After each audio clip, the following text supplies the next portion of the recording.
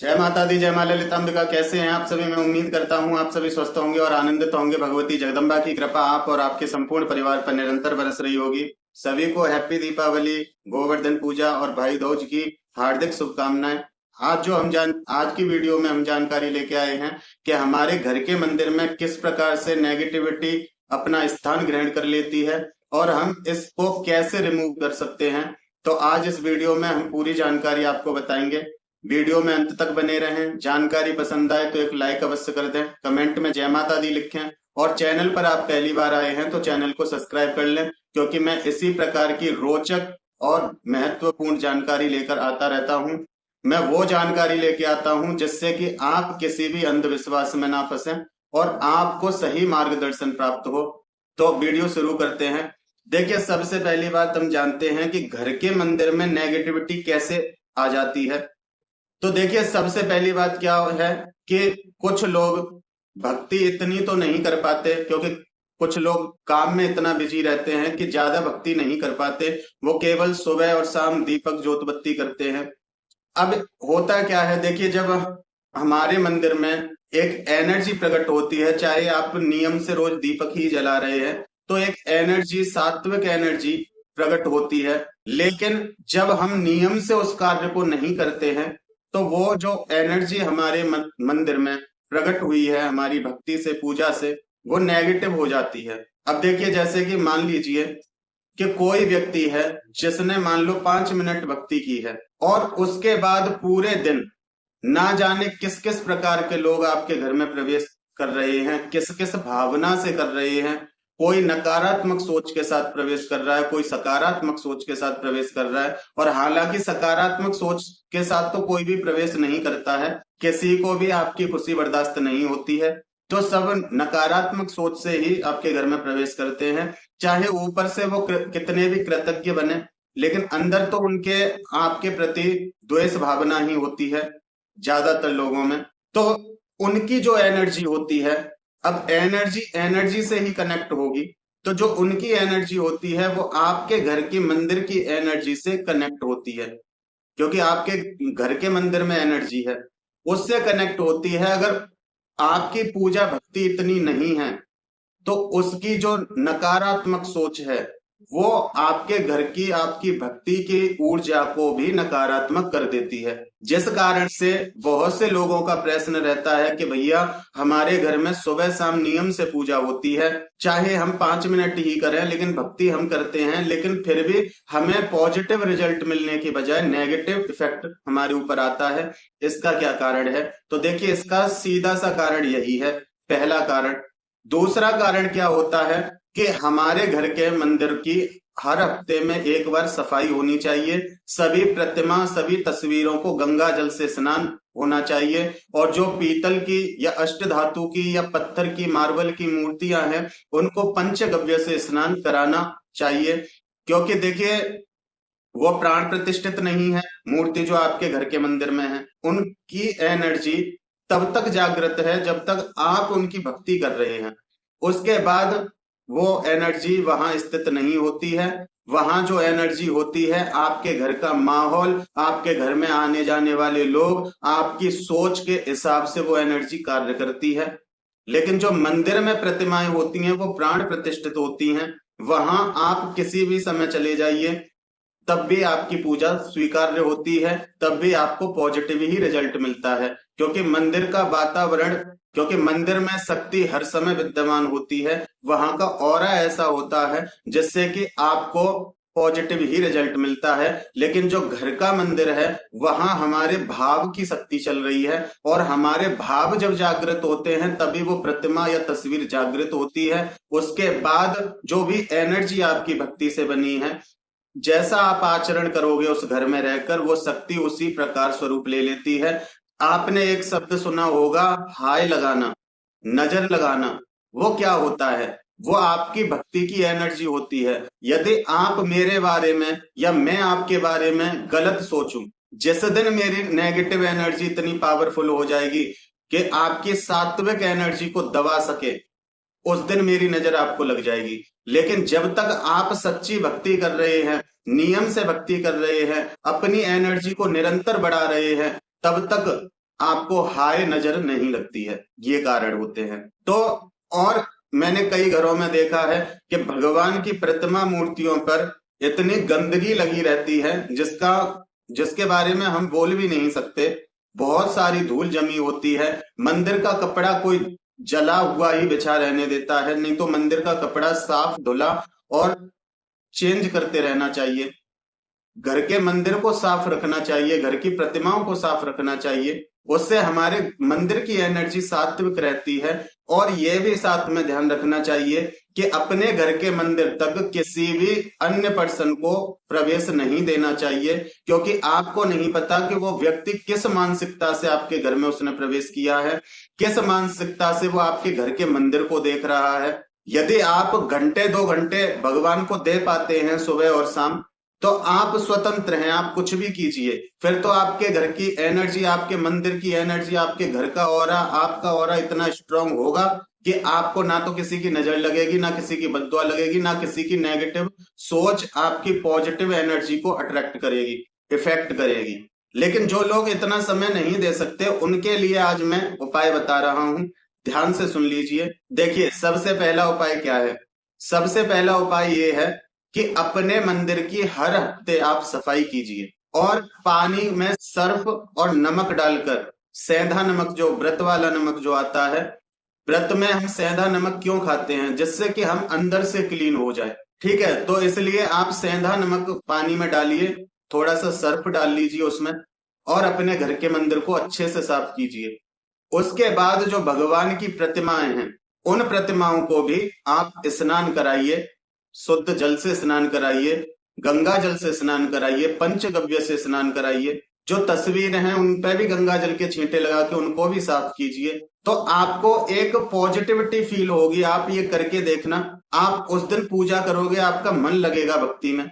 फिर जब आपको हैवीनेस फील होने लग जाए, कुछ दिन में, 2 दिन में, 4 दिन में, 10 दिन में, जब भी आपको लगे मन ना करे पूजा करने का, जब भी आप पूजा से बचने की कोशिश करें, या आपको पूजा करते समय हैवीनेस फील हो, तो समझ लेना कि नेगेटिविटी फिर से मंदिर के ऊपर छा चुकी है। आपको फिर से मंदिर की सफाई करनी है, आपको फिर से नेगेटिव एनर्जी को पॉजिटिव करना है। ये आप कर सकते हैं।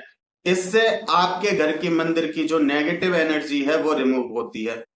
अब बात करते हैं उस विषय में कि लोग कहते हैं कि हमारे घर के मंदिर में किसी ने नेगेटिविटी को बिठा दिया है। तो देखिए, बहुत रेयर केस होता है ये कि आपके घर में किसी भी प्रकार की नेगेटिविटी, आपके घर के मंदिर में किसी भी प्रकार की नेगेटिविटी को बिठाया जाए। उसके लिए, जैसे कि मैं पहले भी बता चुका हूं, व्यक्ति को आपका नाम, आपका गोत्र, आपके कुलदेवी, आपके कुलदेवता, आपके पितरों का पता होना चाहिए, तब वो कोई क्रिया कर सकता है। या आपकी कोई वस्तु उसके पास होनी चाहिए, तब वो आपके ऊपर क्रिया कर सकता है। दूसरी बात, घर के मंदिर में नेगेटिविटी को तब बिठाया जा सकता है जब आपके घर के मंदिर में किसी चीज को पहुंचाया जाए, किसी माध्यम से कोई ऐसी वस्तु आपके घर के मंदिर तक पहुंचा दी जाए जो आपके घर के मंदिर की सभी सात्विक शक्तियां आपके मंदिर को छोड़ दें, तब वो नेगेटिविटी वहां बैठ सकती है। ये बहुत रेयर केस में होता है, हर किसी व्यक्ति के साथ नहीं होता। 99% लोगों के साथ यही प्रॉब्लम होती है, जो मैं पहले बता चुका हूं, कि उनके घर के मंदिर की सफाई सही से नहीं होती, भक्ति सही से नहीं होती, और लोगों का तो आना जाना लगा ही रहता है। आप एक चीज खुद सोचिए कि जब कोई त्योहार आता है, तब हमारे घर में लड़ाई झगड़े क्यों होते हैं? क्योंकि त्योहार पे बाहर के पर्सन हमारे घर में आते हैं अक्सर करके। कोई मिष्ठान लेके आ रहा है, कोई फल फ्रूट लेके आ रहा है, तो उनके साथ भी हमारे घर में नेगेटिविटी प्रवेश करती है। आप देख लेना, त्योहार पे अक्सर करके घर में लड़ाई झगड़े होते हैं, त्योहार पे अक्सर करके दिमाग खराब होता है, त्योहार पे अक्सर करके काम बिगड़ते हैं, त्योहार पे अक्सर करके एक्सीडेंट होते हैं, त्योहार पे अक्सर करके कभी कभी मृत्यु भी होती है। वो कारण क्या है? वो यही कारण है कि नेगेटिविटी आपके घर में बढ़ती रहती है, बढ़ती रहती है। नेगेटिविटी का मतलब ये नहीं होता कि कोई भूत प्रेत ही हो। एनर्जी, आप एनर्जी सोचकर चलिए, पॉजिटिव और नेगेटिव। पॉजिटिव वो जो आपको अच्छे प्रभाव दे, और नेगेटिव वो जो आपको बुरे प्रभाव दे। तो देखिए, हम किसी की सोच नहीं बदल सकते, लेकिन हम अपनी रक्षा कर सकते हैं। इसलिए अपने घर को स्वच्छ रखिए, साफ रखिए। अपनी घर की चौखट को रोज धोइए, क्योंकि चौखट पे कुल देवी और पितरों का वास होता है, माँ लक्ष्मी का वास होता है। तो अपने घर की चौखट को प्रतिदिन धोइए, साफ कीजिए, अपने घर को साफ रखिए, अपनी मानसिकता को साफ रखिए, अपने हृदय को साफ रखिए, अपने घर के मंदिर को साफ रखिए। फिर कोई भी नेगेटिव इफेक्ट आपके ऊपर नहीं पड़ता है। लेकिन यदि आप इस प्रकार से साफ सफाई का ध्यान नहीं रखते हैं, केवल आप ये सोचते हैं कि हम पूजा कर रहे हैं, पूजा करने से हमें कोई परेशानी नहीं होगी, तो ऐसा नहीं होता है। क्योंकि जो आप पूजा भक्ति कर रहे हैं उससे भी एनर्जी प्रकट हो रही है। हर व्यक्ति के साथ एक एनर्जी होती है।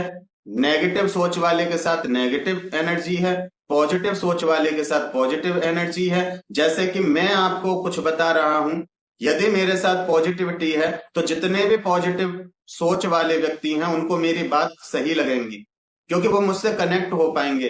लेकिन जिनकी सोच नेगेटिव है उनके लिए चाहे मैं किसी भी तरह से विस्तार कर दूं, लेकिन उनकी समझ में कुछ नहीं आएगा। तो एनर्जी से एनर्जी कनेक्ट होती है। तो जब आपका घर, आपका ऑरा, आप खुद पॉजिटिव होंगे, तो आपके घर में जो मंदिर में, आपके घर के मंदिर में जो एनर्जी प्रकट होगी वो भी पॉजिटिव ही होगी। अपने घर के मंदिर तक किसी को मत जाने दीजिए, ये आपकी सबसे बड़ा धन है। अपने मंदिर के भगवान का दर्शन किसी को मत कराइए, भगवान को जगह जगह लेकर मत घूमिए।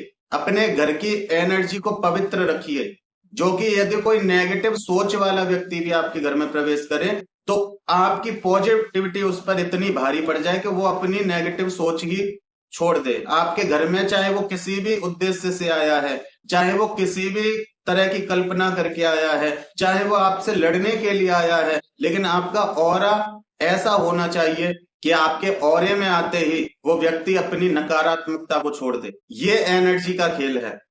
देखिए, दुर्गा सप्तशती में प्रथम अध्याय का जब आप पाठ करोगे तो आप उसमें भी देखना कि जो मेधा ऋषि थे वो जब भगवती की उपासना आराधना करते थे तो उन्होंने एक ऐसा ऑरा बना लिया था, एक ऐसा ऑरा बन गया था कि वहां आसपास रहने वाले हिंसक जीव जंतुओं ने अपनी प्रवृत्ति छोड़ दी। जिनकी प्रवृत्ति शिकार करने की है वो भी अपनी हिंसक प्रवृत्ति छोड़कर मेधा ऋषि के आश्रम के आसपास हिल मिल के रहते थे। शेर हिरन को नहीं खाता था, सांप किसी को डसता नहीं था।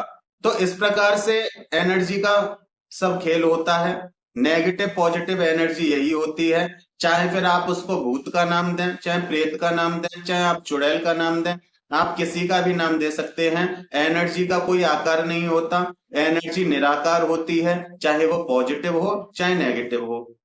बस फर्क क्या है, पॉजिटिव आपको लाभ देती है और नेगेटिव आपको गर्त में गिरा देती है, नेगेटिव आपको परेशान कर देती है, चाहे वो कैसी भी हो। अब मान लो मेरी एनर्जी यदि नेगेटिव है, मैं किसी से अच्छी बात भी कहूंगा तो भी उस इंसान की समझ में नहीं आएगी, क्योंकि मेरी सोच ही नेगेटिव है। लेकिन जब मेरी सोच पॉजिटिव है और मैं किसी को अच्छी बात बताऊंगा तो उसकी समझ में आएगी। तो ये सब एनर्जी का खेल है। तो इसलिए अपने घर को, अपने मन को, अपने शरीर को, अपने मंदिर को हमेशा साफ रखिए। और जब आप मंदिर को और अपने घर को साफ रखेंगे तो आपके घर का ऑरा भी पॉजिटिव ही बनेगा, आपके मंदिर का ऑरा भी पॉजिटिव बनेगा, आपका ऑरा भी पॉजिटिव बनेगा। जो लोग आपके पास आएंगे वो पॉजिटिव हो जाएंगे। नेगेटिव व्यक्ति यदि आपके पास कोई आ जाता है और जिसपे बहुत ज्यादा नेगेटिव प्रभाव है तो बेचैनी हो जाएगी आपके पास आने में, उसे आपसे बात करने का उसका मन नहीं करेगा, वो चिड़चिड़ाएगा। तो ये नेगेटिव और पॉजिटिव का ये खेल है। तो आप इस चीज को समझिए, ना कि भूत प्रेत इस चीज में ना फंस करके आप केवल और केवल एनर्जी को समझिए। जहां आपको सही नहीं लग रहा है समझ लीजिए वहां नेगेटिविटी है। या तो आपके पास इतनी पॉजिटिविटी होनी चाहिए कि आप उसको हरा दें, और नहीं तो आप वहां से चुपचाप आ जाइए। बस इतना सा ध्यान रखिए, बाकी सब एनर्जी का खेल है। तो आज की वीडियो में यही जानकारी मैं आपके लिए लेके आया था। मैं उम्मीद करता हूं कि आपको मेरे द्वारा दी हुई जानकारी पसंद आई होगी। अगर जानकारी पसंद आई है तो एक लाइक अवश्य कर दें, कमेंट में जय माता दी लिखें, और चैनल पर पहली बार आए हैं तो चैनल को सब्सक्राइब कर लें, क्योंकि मैं ऐसी ही नई नई और रोचक जानकारी लेके आता रहता हूं। फिर मिलते हैं एक नई वीडियो में एक नई जानकारी के साथ। तब तक अपने माता पिता का, अपने परिवार का ध्यान रखें, भगवान की भक्ति करें, निरंतर भक्ति करें और भक्ति पथ पर आगे बढ़ते रहें। जय माता दी, जय मां ललितांबिका।